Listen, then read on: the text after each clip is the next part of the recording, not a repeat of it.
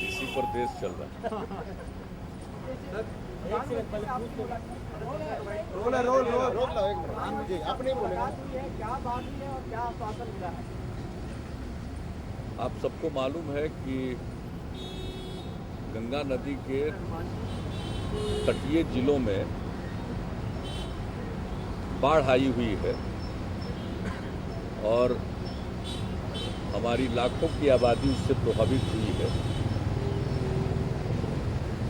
जितने दियारा क्षेत्र हैं वो सब जल प्लावित हो चुके हैं और तटीय इलाकों में भी काफ़ी जल प्रवेश कर गया, वहाँ भी जल प्लावन की समस्या हुई है। और ये एक तरह से अनप्रेसिडेंटेड है, इतना ज़्यादा कभी इस तरह से पानी किनारों में नहीं जाता था। तो अब ये जो पूरी स्थिति है इसके बारे में पूरी जानकारी भी देने के लिए, और चूँकि कल माननीय प्रधानमंत्री जी का फ़ोन भी आया था बिहार के बाढ़ की स्थिति के बारे में चिंता प्रकट करते हुए जानकारी देने के लिए, तो उनको पूरी स्थिति की भी जानकारी दी थी। और परसों रात में माननीय गृह मंत्री जी का, श्री राजनाथ सिंह जी का भी फ़ोन आया था, उनको भी सारी परिस्थिति हमने बतलाई थी। और कल बात करते हुए ये बात हुई कल आकर मिलेंगे। तो हमने मिलकर बाढ़ की स्थिति के बारे में पूरी जानकारी तो दी है, लेकिन उसके साथ साथ यह स्थिति जो उत्पन्न हो रही है उसका जो कारण है इसके बारे में हम पिछले कुछ वर्षों से लगातार केंद्र सरकार के सामने अपनी बात रखते रहे। गंगा रिवर बेसिन अथॉरिटी की पहली मीटिंग से लेकर उसके आगे की मीटिंगों में मैंने इस प्रश्न को उठाया है, और वह यह है कि जो गंगा नदी पर जो फरक्का बराज बना, तो उस फरक्का बराज के बनने के बाद सिल्ट डिपॉजिट होता चला जा रहा है उसके अपस्ट्रीम में, और वो आप समझ लीजिए कि अब वो पटना तक उसका कैस्केडिंग इम्पैक्ट हो चुका है। यूँ तो थोड़ा सिल्ट इसमें आता ही है गंगा नदी में, तो पहले जब बराज बना हुआ नहीं था तो सिल्ट का एक अच्छा खासा हिस्सा पानी के प्रवाह के साथ बंगाल की खाड़ी में समुद्र में चला जाता था।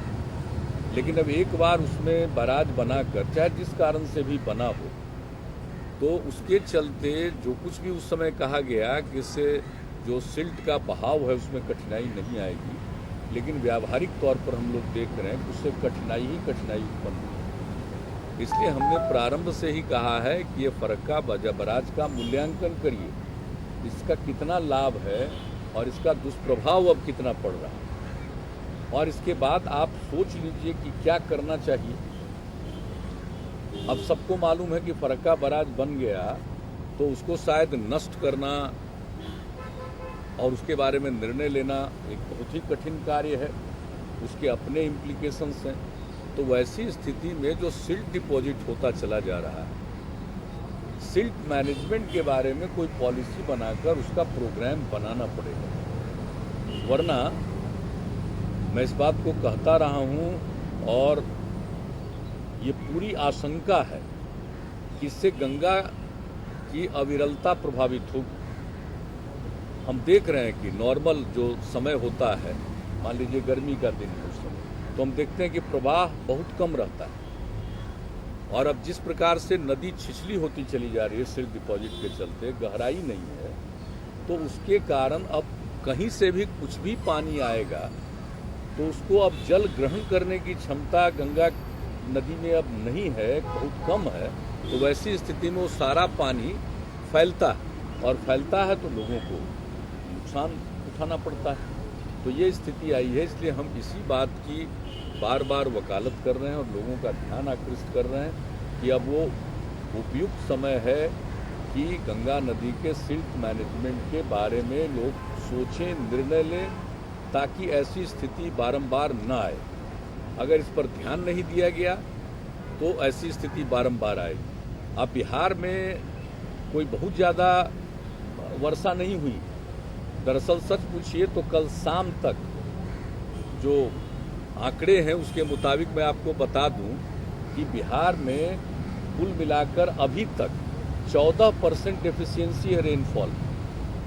कल शाम तक की आपको हम कल शाम तक का आंकड़ा मैं आपको बता रहा हूँ। इसलिए बिहार में कोई ज़्यादा वर्षा हुई है उसके चलते बाढ़ की स्थिति उत्पन्न हुई, ऐसी बात नहीं। हमारे यहाँ ये तीसरा खेप है बाढ़ का, अलग अलग जगहों पर। तो पहला खेप आ गया नेपाल में, काफ़ी वर्षा हुई उसके पूर्वी हिस्सों में, तो हमारा जो उत्तर पूर्वी इलाका है वो जलमग्न हुआ। इसके बाद फिर झारखंड में काफ़ी वर्षा हुई, तो वहाँ से निकलने वाली फल्गु नदी और कई नदियों में पानी बहुत आया। उत्तर कोयल की स्थिति भी वैसी हुई। और अब मध्य प्रदेश में और सब जगह इतनी वर्षा झारखंड में हुई है कि सोन नदी का जो जल अधिग्रहण क्षेत्र है उसमें ज़बरदस्त वर्षा हुई है। और इसका नतीजा हुआ है कि 11 लाख से भी ज़्यादा क्यूसेक का डिस्चार्ज हुआ है हमारे बिहार में इंद्रपुरी बराज के पास 20 तारीख को, और उसके चलते इतना बढ़ा है। अब वहाँ की वर्षा के कारण अब वाम सागर से भी पानी छोड़ा गया है, तो उसका भी असर है। यानी जो जल स्तर नीचे गिरता और तेज़ी से, तो उतनी तेज़ी से वो नीचे नहीं गिर पा रहा है। फिर जो अप स्ट्रीम है वहाँ भी वर्षा हुई है उत्तराखंड वगैरह में, इसलिए गंगा नदी की मूल धारा में भी जल स्तर ऊँचा हुआ है। तो कुल मिलाकर हम लोग ऐसी स्थिति पर हैं जहाँ नेपाल से निकलने वाली नदी हो या मध्य प्रदेश या झारखंड से निकलने वाली नदी हो, सबका पानी तो बिहार होकर ही गंगा नदी में जाता है। सब गंगा रिवर बेसिन का हिस्सा है। तो इसलिए हम लोगों को परेशानी झेलनी पड़ती है। और गंगा की जल ग्रहण की क्षमता सिल्टेशन के कारण कमती चली जा रही है, इसलिए बाढ़ की स्थिति उत्पन्न होती है। अगर ये गंगा की जल अधिग्रहण क्षमता पूर्व की भांति होती तो इस प्रकार के बाढ़ की स्थिति उत्पन्न नहीं है। जलस्तर जरूर ऊंचा उठता है, लेकिन पुराने सारे रिकॉर्ड को तोड़कर जो जलस्तर ऊंचा हुआ है। अब एक बात मैं आपको और बता दूं कि फरक्का बराज जो बना है वो 27 लाख क्यूसेक डिस्चार्ज के लिए उसका डिजाइन, और बिहार में अभी पटना में ही करीब 32 लाख का डिस्चार्ज हुआ, क्यूसेक का डिस्चार्ज हुआ। आप सोच, तो इतना ज़्यादा डिस्चार्ज का मतलब है कि जल ग्रहण क्षमता घट गई। ये अपने आप में सबसे बड़ा प्रमाण है। इसलिए हमने आग्रह किया है आदरणीय प्रधानमंत्री जी से कि तत्काल एक्सपर्ट्स को भेजें और जो खुले मस्तिष्क और आज की स्थिति इसके आकलन के लिए सर्वश्रेष्ठ स्थिति है, जाकर अभी की स्थिति देख लें, फिर सूखे के समय की स्थिति को देखें और कुल मिलाकर वो नतीजे पर पहुंचेंगे। ऐसा मैं कहता रहा हूं, जब यूपीए का शासन था तब भी उस समय के तत्कालीन सिंचाई मंत्री जी को, जल संसाधन मंत्री को हमने आमंत्रित किया था, पवन बंसल जी को, और हम खुद ही बक्सर से लेकर फरक्का तक उनको घुमाए थे और कहा था कि देख लीजिए स्थिति जिस तरह से सिल्टेशन हो रहा है। कोई आगे की कार्रवाई हुई नहीं। इसलिए हमने आग्रह किया है कि ये एक ऐसा वक्त है कि अगर हम नहीं सचेत होते तो फिर एक खराब स्थिति उत्पन्न होगी और हर साल इस प्रकार की स्थिति उत्पन्न होगी। जितनी बाढ़ आनी नहीं चाहिए उससे ज़्यादा उसका प्रभाव होगा।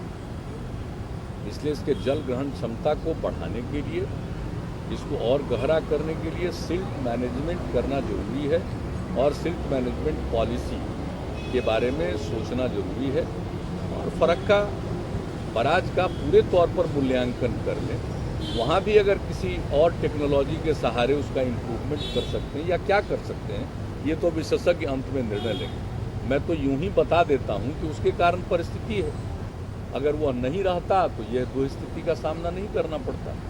तो इस पूरी जानकारी हमने दे दी है और जो कुछ भी हम लोगों के पास इससे संबंधित तथ्य हैं वह भी हमने दिया है। प्रधानमंत्री जी को पत्र भी दिया है और उन्होंने ये आश्वस्त किया है कि हम जरूर एक्सपर्ट्स को भेजेंगे और इस विषय पर कोई न कोई निर्णय लिया जाना चाहिए, विचार करना चाहिए। और ये ऐसा विषय है जिस पर तत्काल सोच कर कोई निर्णय लेना होगा, यह उन्होंने कहा है। और मुझे पूरी उम्मीद है कि यह जो स्थिति है इसको देखते हुए अगर जल्दी से जल्दी इसके बारे में नीति बनाकर आगे कोई कार्यक्रम करेंगे तब तो ठीक है, वरना मेरी आशंका है कि अब गंगा नदी की अविरलता भी प्रभावित होगी।